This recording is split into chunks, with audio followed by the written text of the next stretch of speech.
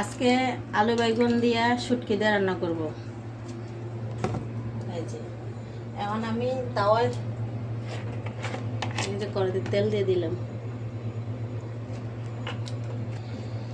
এই যে গোটা রসুন আমি দিয়ে দিলাম, এই পেঁয়াজ লাগে দিয়ে দিলাম। এই যে শুটকিগুলা আমি এবারে দিয়ে দিলাম। এখন আমি তেলের মধ্যে ভাজুন আর কাঁটাগুলা বাইর করে বললাম। এই যে আমার শুটকি ভাজা শেষ, এখন আমি একটু পানি দিয়ে মশলা দেব।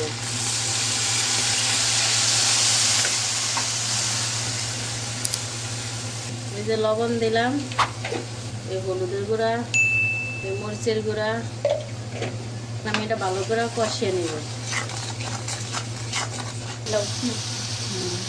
এই যে আমি আস্তে আস্তে যেগুলো কাঁটাগুলো আমি ফেলাই দেব।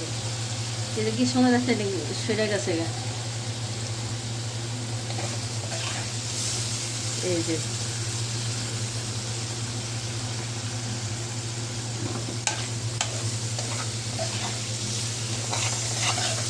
এখন আমি মশলা কষানো শেষ, আলুগুলো আমি আগে দিয়ে দিব, বাইগনগুলো পরে দিব। এই যে এখন কিছু দিছি আসিলা আর করে কিছু দিছিলা, আমি আসিলা আলু আমার পছন্দ, এর লেগে আমি ছিলি নাই। আর আমার মেয়ে খাইব এই যে ছিলা আলু। আগে আলুগুলা দিয়ে দিই, আলুগুলা সিদ্ধ হোক, তারপরে আমি বাইগনগুলো দিব।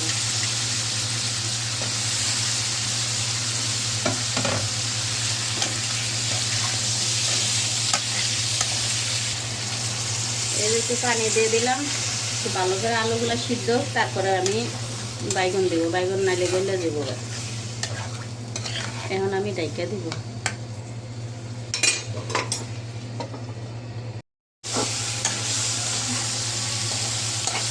এই যে আলুটা কষান শেষ, এখন আমি বাইগনটা দিয়ে দিব।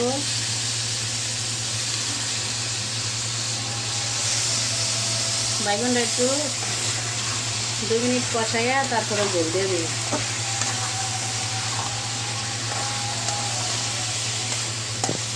এই যে কষান শেষ, এখন আমি জল দিয়ে দিব শুটকির। যেটুক বাইগন আছে কাঁচা, এগুলো আবার তাহলে এই যে এখন সিদ্ধ দিয়ে যাইব। বাইগনটা আগে দিলাম না, গইলা যায়, এখন আবার আলাম আলাম থাকবো। এখন আমি ডাইকা দিতেছি। এই যে আমার শুটকি রান্না শেষ, আলু দেওয়া বাইগন দিয়ে।